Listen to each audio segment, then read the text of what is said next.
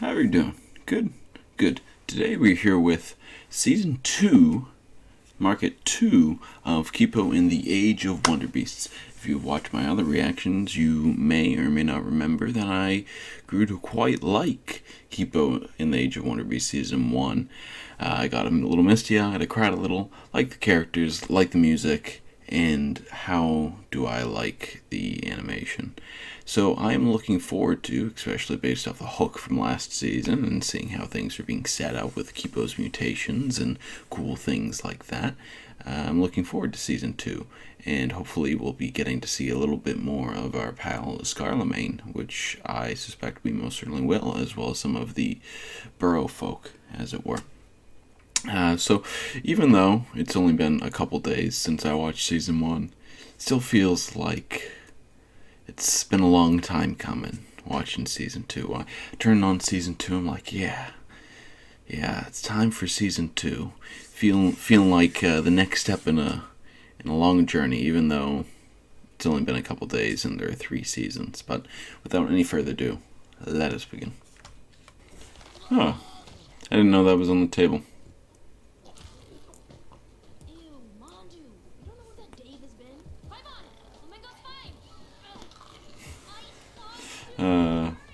Yeah. KIPO's still getting the hang of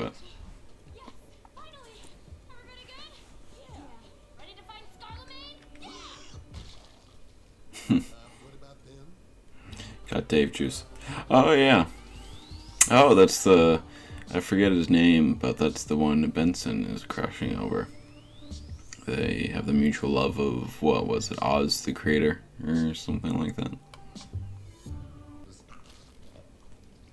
That too. Yeah. So we'll get to... yeah, the Timbercats.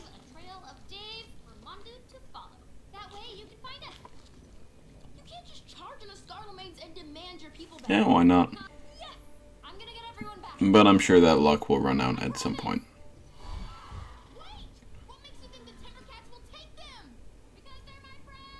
Hell yeah. I love the Timbercats, and I love that we'll be getting to hopefully be seeing some more. Hammerpaw is a grade A badass. I hope we get some more Jamak. That's what I'm looking forward to. Timbercats and Jamak and KIPO. Let's just have that this season.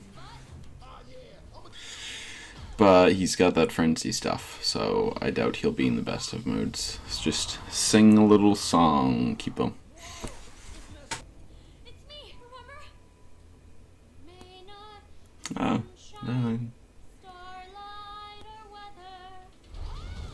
Yeah.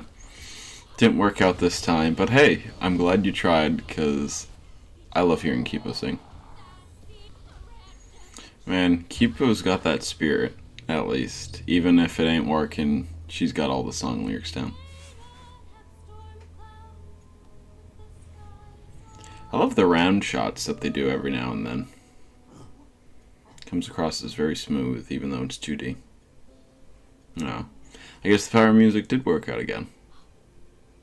Pull that off, KIPO. Pull it off. Hell yeah. Liberate our monkey friend. Now you can destroy Scarlemagne, an army of lumbercats, and a mega mute. What else do you need? KIPO's gonna become the warlord of post-apocalyptia.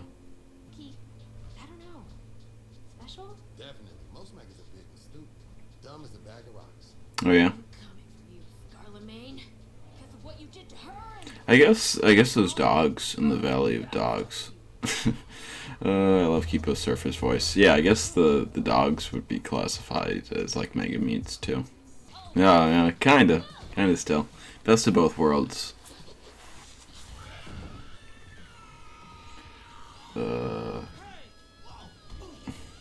It's quite the hero, huh? Blushing intensifies, though.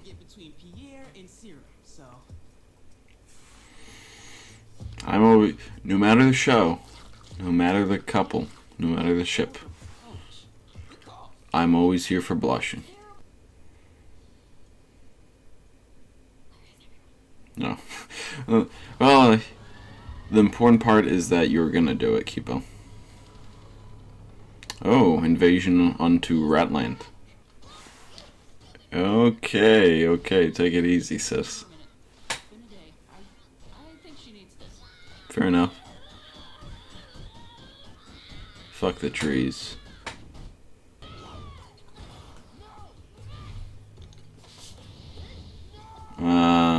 Yeah. Oh. Oh, maybe because... Is it because it's made to only work on humans? Like, that's how it's... The formula is made. It works on, like, human genome. Whereas KIPO, you know, she's human, obviously, but she's got off-brand human DNA with that mute DNA. Captain Jaguar and Mr. Gorgeous. I like that name. It's just so over the top and self-serving. Their recipes, their music,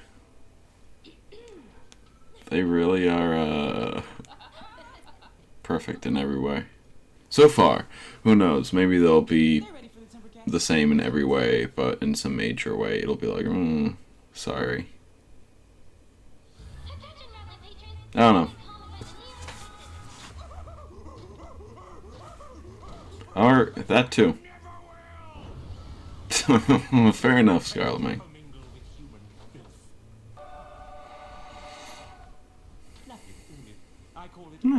It looks alright. Where mutes will unite and reign supreme. Under me, of course. Reign supreme over what? Yeah.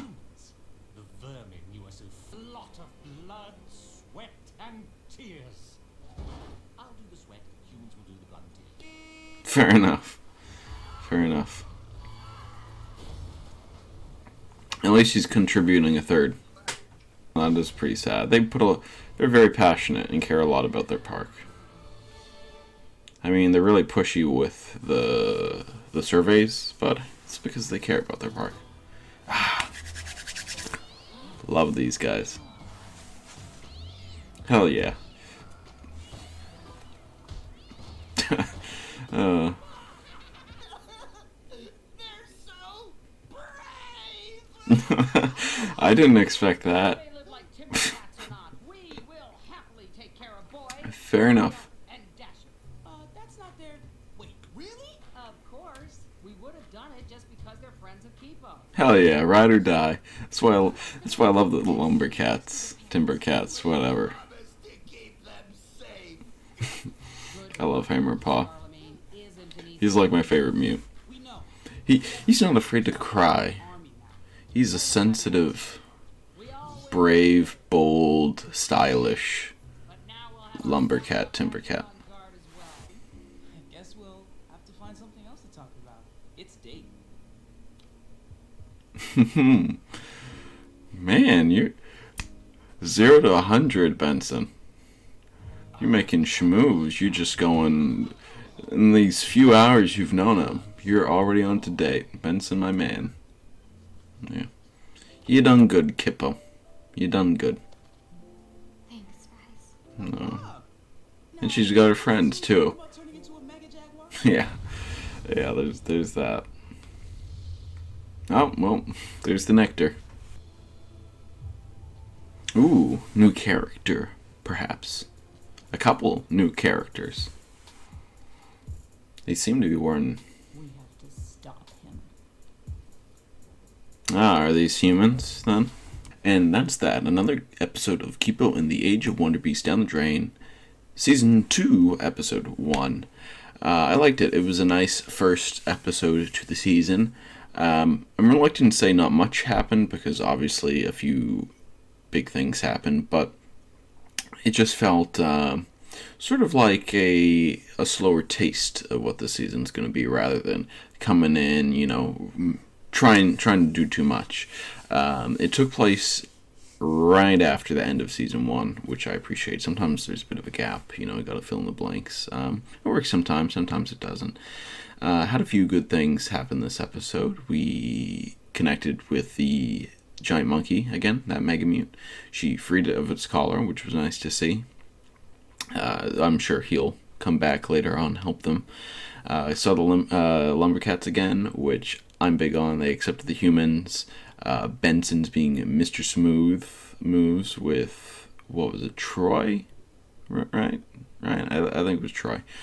Over their mutual love of flapjacks and music. So we'll see if they have any other mutual interests, or if it's doomed to be a tragic romance, but probably not at this rate. It seems like they're getting along pretty well, which is nice for Benson. Benson's a really nice guy. I'm glad to see things go well for him in that regard. Got a little bit of Wolf, not as much highlight of Wolf this episode in terms of what really they were doing. KIPO immediately went to save her father, which makes sense. I'm liking things seem to have a fast pace. Her paw is really useful, but she's untrained, which her father kind of noted on, that she still has a lot of training to do.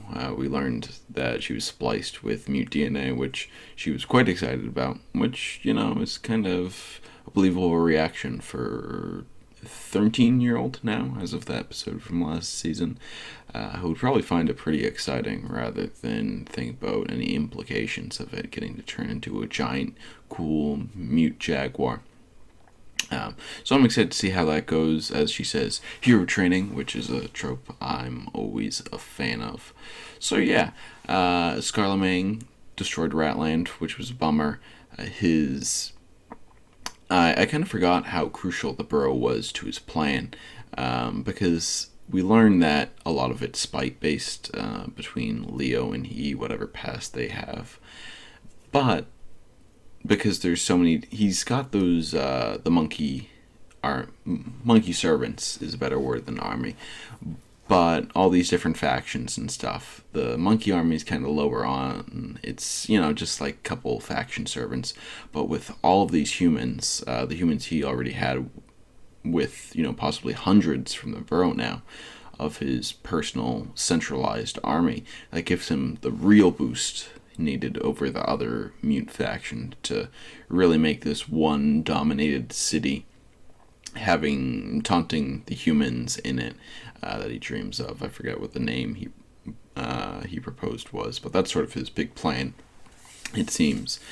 Use the ruins of Ratland to build the shining city where all the mutes are united under one faction, his faction, and they can force humans into zoos, taunt them, all that sort of thing. And he seems to be still hung up on, which he does have a kind of point, that when humans were in charge, they ran things into the ground, as it seems. I'm wondering if and when we'll get some more knowledge about what happened, and if not, I'm fine with it.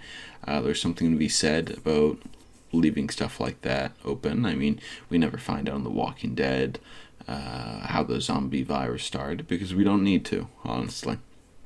And, oh yes, at the end, we saw what seems to be humans with animal gas masks on.